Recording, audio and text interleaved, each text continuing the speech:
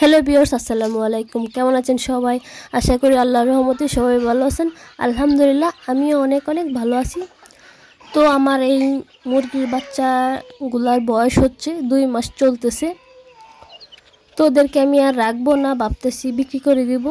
এই জন্যে তাদেরকে ভালোভাবে খাবার দিতেছি যেন পেট ভরা থাকে, আর বাজারে নিলে দরলে যেন ওজন হয়, সেই জন্য ভালোভাবে খাওয়াই দিতেছি। খাবার শেষ করে তারপর একটা একটা করে ধরে রশি দিয়ে বেঁধে নিছি এক জোড়া করে। তো এখন পোলের জুড়িতে ওদেরকে আমি রাখতেছি।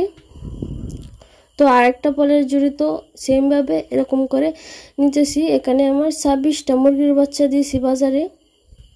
তো বাঁধা শেষ, এখন শুধু নিয়ে যাবে আর কত করে বেচবে সেই অপেক্ষায় আছিলাম। তো এই শেষ বিদায় দিতে হলো আমার এই ছোট ছোট মুরগির বাচ্চাগুলারে। তো এভাবে নিয়ে গেছে বাজারে। আর এই যে দেখেন আমার হাতে টাকা চলে আসছে, আলহামদুলিল্লাহ। টাকাটা কত হচ্ছে, মানে একটা বিক্রি করছি আমি 200 টাকা পিস করে। তো এখানে আমার 26টা মুরগির বাচ্চা পড়েছে 100 টাকা কম, 5100 টাকা। এতে করে আমি অনেক খুশি, আলহামদুলিল্লাহ। আল্লাহর কাছে হাজার হাজার শুকরিয়া। তো তারপরে এই ব্রেস্টটা হচ্ছে এগুলা ছোট ছোট মুরগির বাচ্চা। আর এই পাশে আমার কোয়েল পাখিগুলা, দেখি ওরা কি করছে। তো বিকাল টাইমে ওদের ডিম পাড়ার সময় হচ্ছে বিকাল টাইমে, তো ওরা ডিম পাড়তেছে। তো দেখতে আসলাম আর কি ওরা ডিম দিল কিনা। আর এদিকে আমার ওই কালকের মুরগিটা অসুস্থ হয়ে গেছিলো, ও কিছুই খাইতেছে না।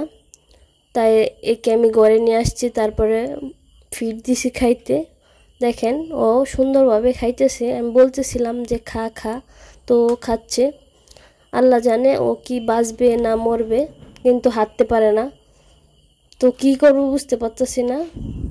আপনাদের কাছে আমার একটা প্রশ্ন, মুরগির পেটে যদি ডিম ভেঙে যায় তাহলে কি ওষুধ খাওয়ালে মুরগিটা ভালো হয়ে যাবে? যদি আপনাদের কেউ জানা থাকে তাহলে অবশ্যই আমাকে একটু কমেন্টে বললেন, তাহলে আমার অনেক উপকার হতো, আর আমার মুরগিটাও বেঁচে যেত। আজকের মতো এ পর্যন্তই। সবাই ভালো থাকবেন, সুস্থ থাকবেন। আল্লাহ হাফেজ, আসসালামু আলাইকুম।